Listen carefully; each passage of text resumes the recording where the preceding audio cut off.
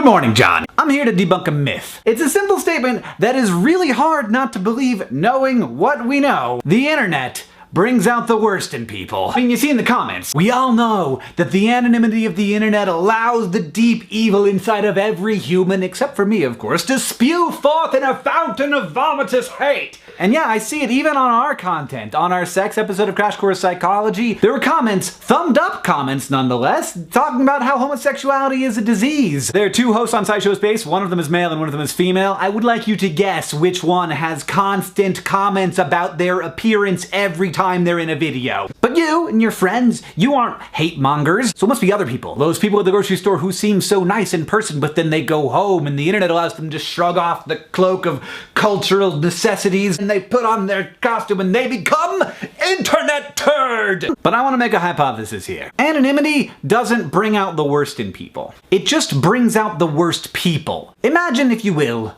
a D-bag. This person goes on the internet and he says nasty things to people. He's racist and he's sexist. He doesn't have a lot of friends because he doesn't like people and people also don't like him. In the physical world, this human is entirely invisible. We have no idea they exist. He doesn't want to express his beliefs in the real world because they are unacceptable. But on the internet, he not only gets to express his views to lots of people, those people then engage with him. It's a kind of exercising of power. He gets to get a rise out of people. It's thrilling. It's not scary like doing it in real life would be. It's a rush. This person isn't like a sweetheart all day long and then goes home and becomes a D-bag.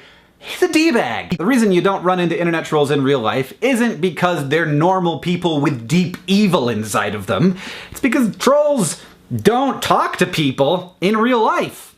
Because nobody likes them. All of this, by the way, this entire episode is conjecture. I've got no research to back this up, but it would be fairly easy research to do because I think internet trolls would be super excited about filling out surveys that graduate students in psychology gave them, because it seems pretty likely to me that at least a good portion of them are narcissists. And honestly, I think understanding this and understanding those people is really important because I think the narrative of the hateful internet negatively affects the culture of the internet. People believe that the internet is a hostile place and that comments are a hostile place. The result is that fewer and fewer normal, not trolly people interact in those spaces and they get worse and worse. While at the same time we prove over and over again that the internet can actually be a place where lots of really cool and great things happen. But if we all think that the internet is less great than it is, it will become less great because we think that. And my even greater worry is that people will look at the comments of a YouTube video and say, look, a third of these people, at least, are just terrible. And then by extension, those people will assume that a third of all people are terrible and that all social spaces are hostile and antagonistic, which is very not the case. What we're looking at here is like extreme selection bias. People don't want to comment because it seems like a hostile place, so only hostile people comment. Now, a big problem here is that YouTube has lately been promoting discussion rather than how many people thumb up a comment. So a comment will end up way at the top of the video because lots of people are discussing that comment.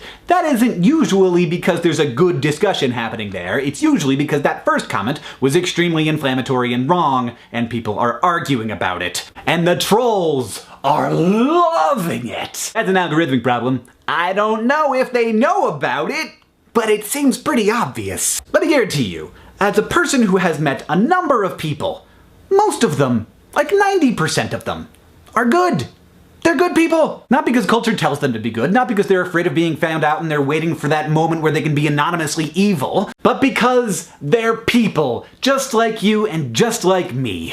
John, I'll see you on Tuesday.